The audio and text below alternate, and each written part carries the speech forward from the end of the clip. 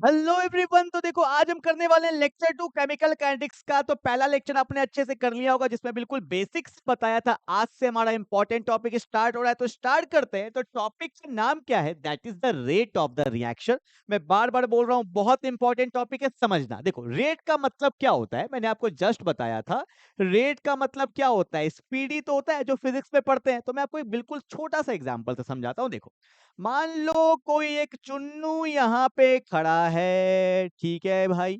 अब ये चलना स्टार्ट किया, चला और कुछ देर में यहाँ पहुंच गया ना भाई, ठीक है। तो जब ये चलना स्टार्ट किया था तो टाइम क्या था? 0 था। और डिस्टेंस भी क्या था? 0 था। कुछ समय चला, कितना समय चला? 10 मिनट चला भाई ये। और इसने मान लेते हैं दौड़ के जा रहा होगा कि 10 किलोमीटर डिस्टेंस कवर किया, ठीक है। बहुत लोग सोच रहे हो कि सर फिजिक्स पढ़ा रहे हो क्या? भाई नहीं, केमिस्ट्री पढ़ा रहा हूं। देखो तो एक बार, अगर मैं आपको बोलूंगा कि स्पीड बताओ, स्पीड आपने पढ़ा है, तो आप बोलोगे सर स्पीड का मतलब होता है डिस्टेंस बाय टाइम। क्या होता है? Distance by time. और यहाँ पे एक बात मैं आपको बताना चाहता हूं। देखो स्पीड वैसे दो टाइप का होता है, एक होता है मेरा एवरेज स्पीड और एक होता है मेरा इंस्टेंटेनियस स्पीड, ठीक है। एवरेज क्या होता है? टोटल जर्नी का। और इंस्टेंटेनियस का मतलब होता है पर्टिकुलरली एक इंस्टेंट पे, पर्टिकुलरली एक पॉइंट पे। सिमिलरली केमिस्ट्री में भी दो टाइप का स्पीड पढ़ना है, एक तो average speed that is average rate, और एक पढ़ना है इंस्टेंटेनियस रेट। पर 99% न्यूमेरिकल्स जो बनेगा वो एवरेज पे बनेगा, इसलिए हम लोग ज्यादा फोकस किस पे करने वाले हैं? एवरेज पे, ठीक है। तो एवरेज स्पीड क्या होता है? Total distance travel by total time taken. तो आओ देखो ध्यान से, कितना दूरी चला वो? फाइनल कितना था? 10 किलोमीटर। इनिशियल कितना था? 0 किलोमीटर। फाइनल टाइम कितना लगा? 10 मिनट। और इनिशियल टाइम कितना लगा? बोलो ना, 0 मिनट। क्लियर है क्या? तो वैल्यू क्या बच गया? 10/10 कट गया, वैल्यू आया 1 किलोमीटर पर मिनट। क्लियर है ना? तो यहाँ पे आपने क्या देखा कि इसका स्पीड जो आया वो क्या आया? 1 किलोमीटर पर मिनट। होता क्या है कि फिजिक्स में कौन चलता है? फिजिक्स में आदमी चलता है, पर केमिस्ट्री में कौन चलेगा? रिएक्शन। कंसेप्ट तो वही रहेगा, कितना चला भाई, कितना देर में चला। तो सेम यहाँ पे होने वाला है, इसलिए मैं आपको एक रिएक्शन से, एक एग्जांपल से मैं आपको समझाने जा रहा हूं। तो ध्यान से देखो, सबसे पहला एग्जांपल मैं लेता हूं आपके सामने। मैंने बोला कि एक रिएक्शन है, रिएक्शन से क्या बना? प्रोडक्ट, ठीक है ना। एग्जाम्पल नंबर 1 यहां से नोट्स कॉपी में उतारना है। पहले एग्जाम्पल लिखोगे, सारा 3-4 एग्जाम्पल समझ लोगे, उसके बाद डेफिनेशन, उसके बाद न्यूमेरिकल्स। क्लियर है? मैंने बोला कि टाइम t इक्वल टू 0 पे रिएक्टेंट का कंसंट्रेशन है 100 मोलैरिटी, ठीक है। कुछ समय बीता तो रिएक्टेंट क्या होगा? कम होगा। प्रोडक्ट क्या होगा? इंक्रीज होगा। एक बात और सुनो, क्या मैंने अभी क्या बोला? कि रिएक्टेंट कम होगा और प्रोडक्ट इंक्रीज होगा। क्या मैं बोल सकता हूं कि जिस हिसाब से रिएक्टेंट कम होगा उसी हिसाब से प्रोडक्ट बढ़ेगा? मतलब क्या मैं बोल सकता हूं क्या कि रेट ऑफ रिएक्टेंट जो होगा इज इक्वल टू क्या होगा? Rate of product. रेट का मतलब ही क्या होता है? स्पीड। जिस हिसाब से रिएक्टेंट कम होगा उसी हिसाब से प्रोडक्ट बढ़ेगा। आइए देखते हैं ध्यान से। यहाँ पे टाइम t इक्वल टू 0 पे कंसंट्रेशन था 100 मोलैरिटी। कुछ समय बीता, मान लेते हैं 10 मिनट बीता। अब रिएक्टेंट का कंसंट्रेशन हो गया 80 मोलैरिटी, कुछ घट गया। अगर रिएक्टेंट घटा होगा तो प्रोडक्ट बड़ा होगा। कितना बढ़ गया बोलो? 20 मोलैरिटी। इनिशियल कितना था? 0। और फाइनल कितना हो गया? 20 मोलैरिटी। तो निकालो ना स्पीड। स्पीड का मतलब क्या होता है? रेट। और रेट क्या होगा? Total distance travel. कितना चला? 100 से 80। तो क्या करेंगे?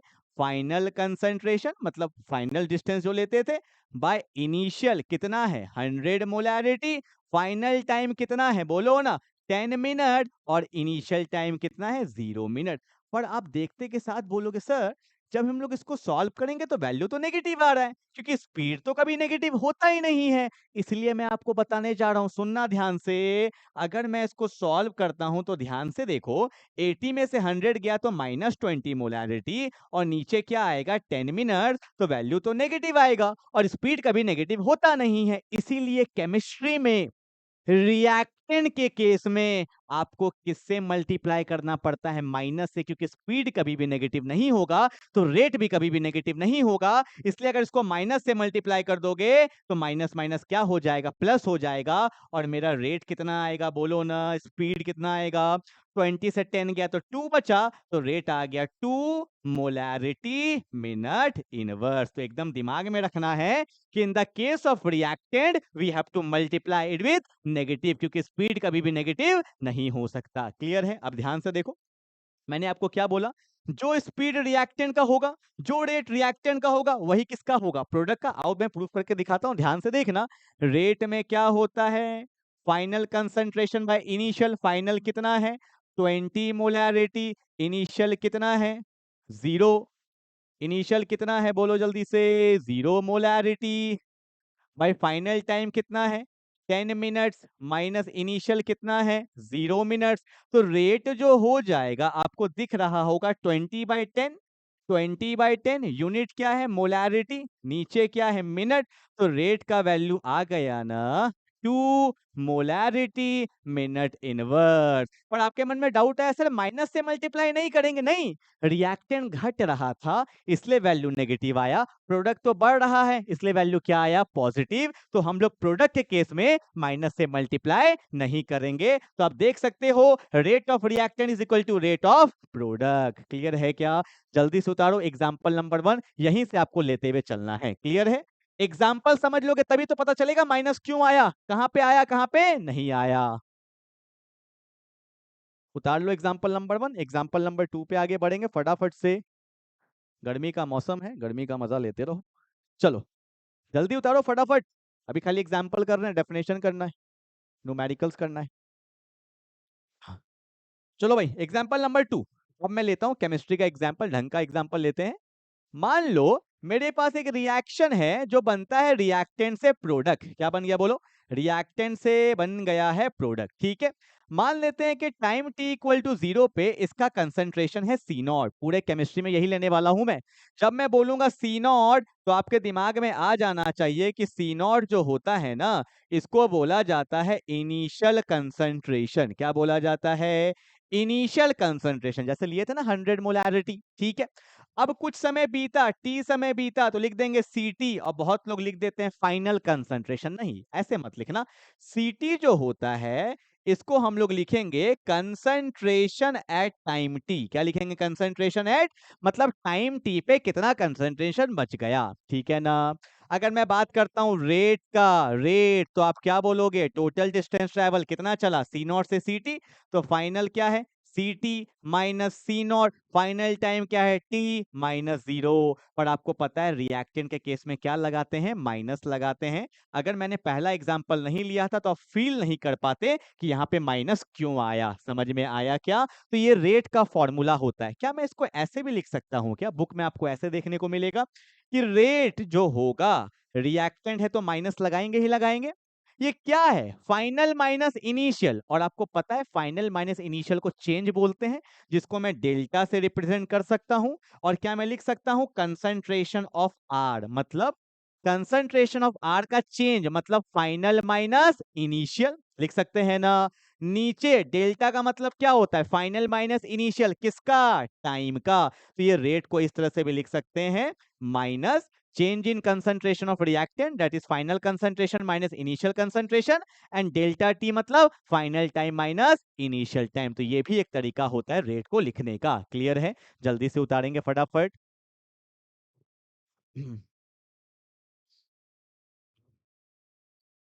कोई डाउट है यहाँ तक? ठीक है, अभी आपने देखा होगा मैंने एकदम नॉर्मल रिएक्शन लिया, यहाँ पे कोई भी स्टोकियोमेट्रिक कोफिशिएंट नहीं है, बिल्कुल प्लेन लिया है। ठीक है, चलो आगे बढ़ते हैं एग्जाम्पल नंबर 3 पे। जब तक एग्जाम्पल नहीं करोगे तो समझ में नहीं आएगा। चलो भाई एग्जाम्पल नंबर 3। आइए एग्जाम्पल नंबर 3। अब मैंने यहाँ पे क्या किया है, एक स्टोकियोमेट्रिक कोफिशिएंट ले आए हैं। ऐसे मैंने लिखा 2r से बना 3p। ठीक है, अब यहाँ पे थोड़ा सा मोल कंसेप्ट का यूज आएगा, थोड़ा सा ध्यान देखना। अभी तो मैं सिंपल ले लेता हूँ। टाइम t इक्वल टू 0 पे कंसंट्रेशन ले लिया सी नॉट, और टाइम t पे कंसंट्रेशन क्या ले लिया? C T. ठीक है, अभी बिल्कुल बेसिक लेते हैं। ठीक है, अगर मैं बोलूंगा कि रेट बताओ, रेट, तो आप बोलोगे क्या? अगर रिएक्टेंट के केस में लेंगे तो आगे साइन क्या आएगा, माइनस। क्या मैं ऐसा लिख सकता हूं, delta of R by delta T, वही था ना। डेल्टा का मतलब क्या होता है, चेंज। ब्रैकेट का मतलब क्या होता है, कंसंट्रेशन। ब्रैकेट याद रखना, जब कभी भी मैं ब्रैकेट लिखूंगा, ब्रैकेट का मतलब ही क्या होता है, कंसंट्रेशन। ठीक है, और किसका कंसंट्रेशन लेना है, रिएक्टेंट का। तो होगा क्या, फाइनल माइनस इनिशियल लिख सकते हैं। डेल्टा टी का मतलब क्या होगा, final time minus initial time. But अब यहाँ पे नोटिस करो, बहुत इंपॉर्टेंट चीज बोलने वाला हूं। अब यहाँ पे आ गया है स्टोक्योमेट्रिक कोफिशिएंट। अभी तक मैंने जितना भी एग्जांपल लिया वहां पे कहीं पे भी स्टोक्योमेट्रिक कोफिशिएंट नहीं था। पर अगर स्टोक्योमेट्रिक कोफिशिएंट आता है तो क्या इंपैक्ट होता है, तो सुनेंगे। जब स्टोक्योमेट्रिक कोफिशिएंट आएगा तो उसको उससे क्या कर देंगे, डिवाइड कर देंगे। दैट इज यहाँ पे क्या लिखेंगे, 1/2। क्या लिखेंगे, 1/, अगर यहाँ पे 3 होता तो लिखते 1/3, अगर 4 होता तो क्या लिखते 1/4। क्लियर है। तो बहुत इंपॉर्टेंट चीज आपको बताया, अगर स्टोक्योमेट्रिक कोफिशिएंट आ जाएगा तो रेट में क्या करेंगे, स्टोक्योमेट्रिक को डिवाइड कर देंगे। ठीक है। सिमिलरली अगर मुझे प्रोडक्ट का लिखना होगा तो देखो, प्रोडक्ट में क्या है, पी है ना, तो प्रोडक्ट के आगे तो माइनस नहीं होता है, क्या होगा, प्लस ही होगा। यहाँ पे क्या लिखेंगे, delta of concentration of P, जो भी वैल्यू यहाँ पे होता, डिवाइड बाय क्या होता, डेल्टा टी। और अगर स्टोक्योमेट्रिक 3 है तो यहाँ पे क्या आ जाएगा, 1/3। That is the rate of the product. ठीक है। और एक बात याद रखिएगा, जो डेटा, जो वैल्यू इसका आएगा वही वैल्यू इसका आएगा। वैल्यू में कभी कोई चेंज नहीं आएगा, क्योंकि आपको पता है rate of reactant is equal to always क्या होता है, रेट ऑफ द प्रोडक्ट। पर स्टोक्योमेट्रिक कोफिशिएंट आएगा तो उसको आपको डिवाइड करना पड़ेगा। क्लियर है। इसीलिए रेट का जो फॉर्मूला होता है वो क्या होता है, rate is equal to change in concentration. अब आप फील कर पाओगे, चेंज इन कंसंट्रेशन बाय क्या, अरे बोलो ना क्या, चेंज इन टाइम। नीचे क्या है, चेंज इन टाइम इनटू 1/, क्या, स्टोक्योमेट्रिक कोफिशिएंट। मैंने शॉर्ट में लिख दिया, that is the formula of the rate. ठीक है, ये एक्चुअल में रेट का फॉर्मूला होता है। ठीक है, उतार लेंगे फटाफट से। हाँ, ठीक है, 3 एग्जाम्पल हो गया ना, एग्जाम्पल करोगे तभी समझ में आएगा। न्यूमेरिकल्स चैप्टर है, स्कोरिंग चैप्टर है। चलो आगे बढ़े, आगे बढ़े। एग्जाम्पल नंबर 4 पे आगे पहले बढ़ते हैं। एक बार क्वेश्चन आया हुआ है, क्या क्वेश्चन आया हुआ है, मैं इसको एग्जाम्पल नंबर 4 ही ले लेता हूं। बोला गया था कि N2 रिएक्ट करता है H2 से तो NH3 बनता है। ठीक है, ये रिएक्शन दिया था, आपको बताऊं। N2 नाइट्रोजन गैस जब रिएक्ट करता है हाइड्रोजन गैस से, अगर थोड़ा आपको मैं सही से बताऊं, N2 गैस जब रिएक्ट करता है हाइड्रोजन गैस से तो NH3 अमोनिया बनता है। और इस रिएक्शन का एक नाम भी होता है, इसको बोलते हैं हैबर्स प्रोसेस। कौन सा प्रोसेस बोलते हैं, हैबर्स प्रोसेस बोला जाता है। अमोनिया बनाने का प्रोसेस है ये। ठीक है, बोला था कि calculate the rate of the reaction. क्या बोला है, रेट ऑफ द रिएक्शन आपको लिख के दिखाना है या एक्सप्रेस करके दिखाना है। तो कैसे दिखेंगे, अब बोलोगे सर कोई डेटा तो गिवन ही नहीं है। अबे नहीं दिया है तो नहीं दिया है ना, सिंपल एक्सप्रेशन लिखना है। तो कैसे लिखेंगे, रेट। सबसे पहला काम जो हमारा होता है वो होता है बैलेंस करना। अगर आप बैलेंस नहीं करोगे तो स्टोक्योमेट्री का पता नहीं चलेगा, क्वेश्चन गलत कर दोगे। लोग डायरेक्टली अप्लाई कर देते हैं, पहले बैलेंस करो। ठीक है, क्या है, N2 से क्या होता है, H2 से क्या बना, NH3। बैलेंस करो तो N यहाँ पे 2 है तो यहाँ पे कितना आएगा, 2। हाइड्रोजन 6 है तो यहाँ पे क्या आएगा, 3। बैलेंस किए ना, किए ना। अब सुनो, जो रेट इस रिएक्टेंट का होगा वही रेट इस रिएक्टेंट का होगा और वही रेट इस प्रोडक्ट का होगा। आप ऐसा मत सोचना इस दोनों का सम करके इसके बराबर होगा, नहीं। यही मैं बोल रहा था, मोल कंसेप्ट में आपने पढ़ा होगा कि अगर A + B = C बनता है तो जितना मोल A का जाएगा उतना ही मोल किसका जाएगा, B का, और उतना ही मोल किसका बनेगा, C का। इसलिए क्वेश्चन को मैंने लिया है जहां पे आपको एक कंसेप्ट का क्लियरिटी दिला सकूं। तो अगर मैं बोलता हूं रेट तो सीखो क्या होगा, N2 रिएक्टेंट है तो आगे साइन क्या लगेगा, माइनस। क्या लिखेंगे, डेल्टा किसका कंसंट्रेशन, N2 का, जो होगा वही फाइनल माइनस इनिशियल। बाय क्या लिखोगे बोलो, डेल्टा क्या, T, that is final time minus initial time. और इसका स्टोक्योमेट्रिक कोफिशिएंट कुछ नहीं है तो क्या है, 1। कुछ नहीं है तो क्या है, 1। जो रेट किसका होगा वही रेट इसका होगा, इज इक्वल टू, ध्यान दो, इज इक्वल टू क्या, माइनस, ये भी रिएक्टेंट है, डेल्टा ऑफ किसका कंसंट्रेशन, H2 का डिवाइड बाय क्या होगा, डेल्टा टी। और इसमें स्टोकियोमेट्रिक कोफिशिएंट कितना है, 3 है, तो यहाँ पे क्या लिखना पड़ेगा, 1/3। बात समझ में आया क्या? जो रेट इसका वही रेट इसका और वही रेट किसका, NH3 का। और NH3 मेरा प्रोडक्ट बन चुका है, तो साइन क्या होगा, प्लस। नहीं भी दिखा सकते हो, क्या लिखेंगे बोलो, डेल्टा ऑफ NH3 बाय क्या होगा बोलो, डेल्टा ऑफ टी। और स्टोकियोमेट्रिक क्या है, 1/2। That is the rate. और ये कैसा रेट है, अगर मैं आपको बोलूं तो ये एवरेज रेट है। क्वेश्चन में कुछ नहीं दिया होगा तो आप एवरेज रेट लिख सकते हो। समझ में आया क्या? तो this is change in concentration by change in time, change in concentration by change in time. किस कंसंट्रेशन का चेंज, N2 का, यहाँ पे किसका, H2 का, यहाँ पे किसका, NH3 का। क्लियर है? पर बहुत लोग के मन में डाउट आ रहा होगा, सर अगर इंस्टेंटेनियस पूछ दिया तो क्या करेंगे, उनका भी बता दो। तो कुछ मत करना, कुछ मत करना, बस इतना कर देना, इंस्टेंटेनियस पूछ देगा ना, तो आपको क्या करना है, डेल्टा के जगह पे, डेल्टा के जगह पे डी लिख देना है, मतलब डिफरेंशियल फॉर्म। ठीक है? आपने फिजिक्स में पढ़ा होगा 11th में कि इंस्टेंटेनियस अगर एक पॉइंट पे पूछ देगा तो वहां पे क्या करते थे, डिफरेंशिएट करते थे। तो क्या कर दोगे, यहाँ पे सब कुछ सेम है, क्या लिखोगे, minus D of N2 bye क्या हो जाएगा, dt। बस इतना ही है, इससे ज्यादा नहीं पूछ सकता आपसे। फिर क्या होगा, माइनस डी ऑफ क्या, H2 बाय क्या, dt इंटू क्या होगा, 1/3 इज इक्वल टू क्या होगा बोलो, plus D of NH3 by क्या, dt इंटू क्या, 1/2। तो ये कौन सा फॉर्म हो गया, इंस्टेंटेनियस फॉर्म हो गया। ठीक है? एवरेज में डेल्टा लगाते हैं, इंस्टेंटेनियस में डी लगाते हैं। जल्दी से उतार लो फटाफट से, एग्जाम्पल नंबर 4 है।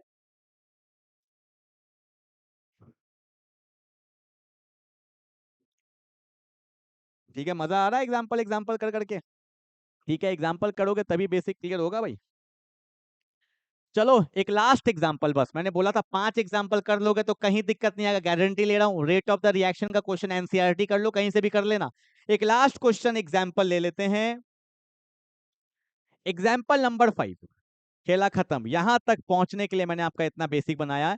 कोई रिएक्शन है, ए से बी से बी से बनता है सी से बनता है डी से डी। ठीक है? आपको पता है कैपिटल ए कैपिटल बी क्या है, reactant. Capital C capital D क्या है, product. Small A small B small D क्या है, स्टोकियोमेट्रिक कोफिशिएंट। पूछा जाएगा रेट, तो धड़ल्ले से क्या लिखोगे, रिएक्टेंट है तो माइनस, यहाँ क्या होगा, delta of concentration of A by क्या होगा, डेल्टा टी। और स्टोकियोमेट्रिक कोफिशिएंट को क्या कर देते हैं, डिवाइड। इसी के लिए मैंने 5 एग्जांपल आपको करवाया है।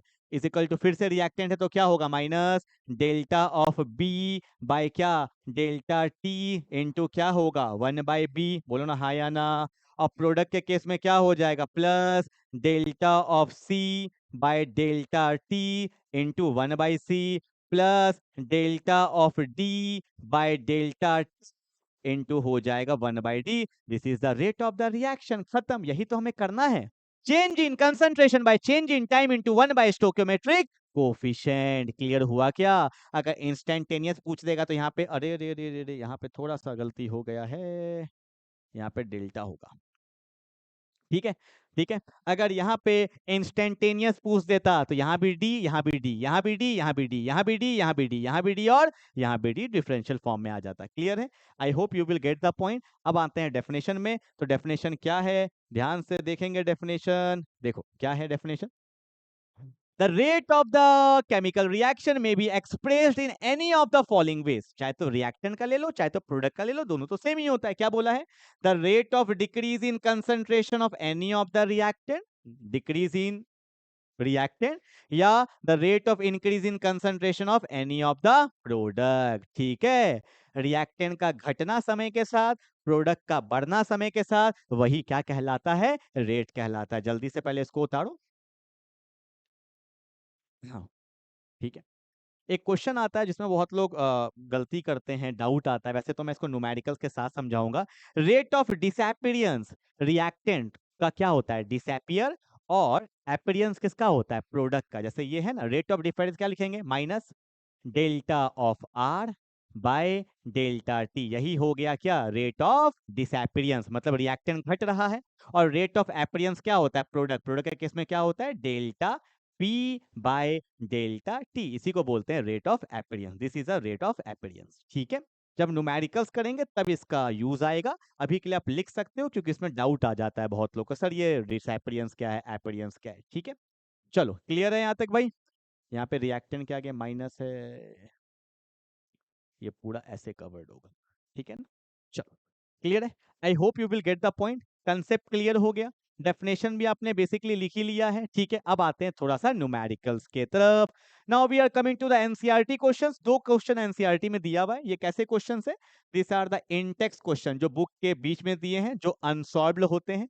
पहला क्वेश्चन यही है, आइए सॉल्व करते हैं। दोनों क्वेश्चन लिया है मैंने, दोनों करवाऊंगा। देखो बोला है फॉर ए रिएक्शन आर से पी, एग्जाम में बिल्कुल ऐसे दिखाओगे, रिएक्टेंट से क्या बना है, प्रोडक्ट, ठीक है। बोला है the concentration of the reactant changes from 0.03 molarity to 0.02 molarity in 25 minute. Framing करना सीखो। इनिशियल टाइम क्या रहा होगा, जीरो। जब टाइम जीरो था, मतलब जब रिएक्शन स्टार्ट नहीं हुआ है, तो कंसंट्रेशन कितना था, 0.03 मोलैरिटी। बोलो ना हाँ या ना। कुछ समय बीता, कितना समय बीत गया, बोलो ना 25 मिनट बीत गया, तो कंसंट्रेशन कितना हो गया, 0.02 मोलैरिटी हो गया ना। तो बोला है कैलकुलेट द एवरेज रेट, मैंने आपको बोला ही था 99% क्वेश्चन एवरेज रेट का ही आता है, using units of time both minute and second. एक बार मिनट में सॉल्व करो, एक बार सेकंड में सॉल्व करो, क्या ही है रेट। रेट क्या सिखाया है, बोलो। रिएक्टेंट के केस में क्या होगा, माइनस, बोलो ना हाँ या ना। क्या लिखेंगे, डेल्टा ऑफ आर बाय क्या होगा, डेल्टा ऑफ टी, क्योंकि स्टोकियोमेट्रिक कुछ नहीं है, यही ना सिखाया था अभी, 5 एग्जाम्पल इसी दिन के लिए सिखाए थे ना। तो क्या होगा, ध्यान से देखो, रेट है, रिएक्टेंट है, आगे माइनस, फाइनल कंसंट्रेशन 0.02 मोलैरिटी पूरा लिखोगे, माइनस 0.03 मोलैरिटी, फाइनल टाइम कितना है 25 मिनट, इनिशियल टाइम क्या है 0 मिनट, ठीक है। तो रेट क्या हो जाएगा, माइनस ऊपर क्या हो गया 0.01 मोलैरिटी, नीचे क्या आ गया, बोलो 25 मिनट आ गया, यहाँ पे साइन माइनस रहेगा, माइनस माइनस क्या हो जाएगा, प्लस हो जाएगा। तो रेट का वैल्यू हो गया 1/25, सॉरी क्या होगा, बोलो, 0। ओ इरेजर, ठीक है, हाँ ध्यान देंगे। तो 0, अबे क्या हो गया, हाँ 0.01 आ गया, और यूनिट हमेशा लिखना मोलैरिटी, क्योंकि रेट का जो यूनिट होता है वो होता है molarity minute inverse. That's my final answer. अगर एग्जाम में ऐसे छोड़ दोगे तो हो सकता है नंबर कट जाए। पूरा सॉल्व करेंगे, कैसे सॉल्व करेंगे, ध्यान से देखो। अगर ये पॉइंट को हटाऊंगा तो नीचे 100 आएगा कि नहीं आएगा, बोलो ना हाँ या ना। और 1/25 कितना होता है, देखो भाई जल्दी से, 25 को डिवाइड करेंगे 1 से, पॉइंट देंगे 0, फिर देंगे 0, आया या नहीं आया, कितने बार में गया, 4 बार में, तो 100 बार में चला गया या नहीं चला गया। तो रेट का जो आंसर आएगा वो आएगा 0.04, 100 जाएगा ऊपर तो क्या हो जाएगा 10 की पावर -2, और यूनिट क्या होगा, बोलो ना, मोलैरिटी मिनट इनवर्स, ठीक है। पर ये उतना देखने में अच्छा नहीं लग रहा, हमेशा याद रखिएगा, एक डेसिमल तक दिखाते हैं। क्या मैं इसको ऐसा भी लिख सकता हूं, एक एक डेसिमल आगे गया तो 4 इंटू 10 की power -4 molarity minute inverse, that's my final answer, ठीक है। क्योंकि आपको पता है डेसिमल को आगे बढ़ाते हैं तो माइनस क्या होते जाएगा, बढ़ते जाएगा। तो that's my final answer, 4 into 10 की power -4 molarity minute inverse. Clear है, आगे। अब बोलोगे सर सेकंड में कैसे करेंगे, ये तो आपको पता ही होगा कि 1 मिनट जो होता है वो कितने के बराबर होता है, 60 सेकंड के बराबर होता है। तो मिनट जो दिया है ना, इसको 60 से मल्टीप्लाई कर दो तो मिनट के जगह पे क्या हो जाएगा, सेकंड हो जाएगा। फिर आप आसानी से सॉल्व कर सकते हो, सब कुछ वही है। मिनट को सेकंड में करने के लिए किससे इंटू कर देंगे, 60 से, तो क्वेश्चन बन जाएगा। I hope you will get the point. Clear है क्या, चलो आगे बढ़े। Now we have the second question of the rate of the reaction, ये भी एनसीईआरटी का है, एक लाइन से करवा रहा हूं क्वेश्चन, देखो यहाँ क्या बोला है, 2a से p। अब यहाँ पे स्टोकियोमेट्रिक कोफिशिएंट दे दिया है ना, ठीक है। बोला है the concentration of air decreases from 0.5 मोल पर लीटर इन 10 मिनट्स, ठीक है। कहां से कहां डिक्रीज हुआ है, आई थिंक क्वेश्चन में थोड़ा सा मिसप्रिंट है। इन ए रिएक्शन 2a से product the concentration of air decreases from 0.5, अच्छा यहाँ पे छूटा हुआ है, 0.5 मोल पर लीटर टू, मैं अपने मन से ले लेता हूं, 0.4 मोल पर लीटर इन 10 मिनट्स, ठीक है। क्या हुआ है 0.5 से 0.4 हो गया कितने मिनट्स में 10 मिनट्स में, ठीक है ना। तो मैंने यहाँ पे क्या किया, टाइम t इक्वल टू 0 पे कंसंट्रेशन कितना था 0.5 मोल पर लीटर। बहुत लोग को नहीं पता होगा, बता देता हूँ, मोल पर लीटर को ही मोलारिटी बोला जाता है, ठीक है। कितना समय बीत गया 10 मिनट्स बीत गया, तो कंसंट्रेशन कितना हो गया 0.4 मोल पर लीटर। मोल पर मोल पर लीटर लिखो या मोलारिटी लिखो, दोनों सेम है। Calculate the rate change during this interval. तो रेट का फॉर्मूला क्या होगा, बोलो ना, माइनस कंसंट्रेशन ऑफ, अब ए है, डिवाइड बाय क्या होगा बोलो जल्दी से, डेल्टा टी। और अब स्टोक्योमेट्रिक कोफिशिएंट भी है ना, तो क्या होगा 1/2, ठीक है। तो रेट आओ सॉल्व करते हैं, माइनस क्या है फाइनल कंसंट्रेशन 0.4 मोलैरिटी लिख देता हूं, माइनस 0.5 मोलैरिटी लिख देता हूं, फाइनल टाइम कितना है 10 मिनट्स, माइनस क्या हो जाएगा 0 मिनट्स, क्लियर है।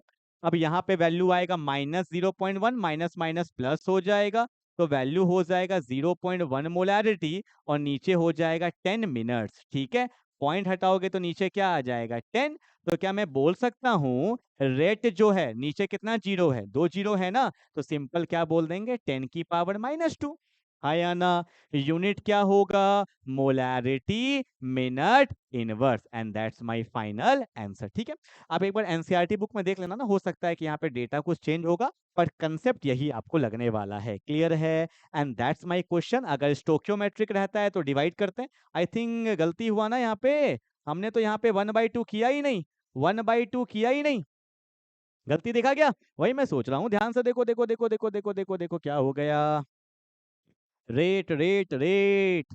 तो यहाँ पे 1/2 का वैल्यू क्या होता है 0.5 इंटू 10 की पावर -2 मोलैरिटी मिनट इनवर्स। और आपको पता है एक डेसिमल आगे जाएगा तो क्या होगा 5 इंटू 10 की power -3 molarity minute inverse, that's my final answer, ठीक है। तो ये आपको ध्यान देना, देखो मेरे से भी गलती हो गया ना, स्टोक्योमेट्रिक छूट गया था यहाँ पे, इसको सॉल्व करेंगे तो ये आपका आंसर आएगा, ठीक है ना। तो आपको पता चल गया नॉर्मल में क्या होता है और स्टोक्योमेट्रिक में क्या होता है। चलो आगे बढ़ते हैं, एंड दैट इज हमारा लेक्चर 3 है, वेट कर रहा है लेक्चर 3 के लिए, जिसमें हम क्या पढ़ने वाले हैं rate law. That's an very very important topic rate law. तो मिलते हैं अगले क्लास में, तब तक के लिए बाय बाय।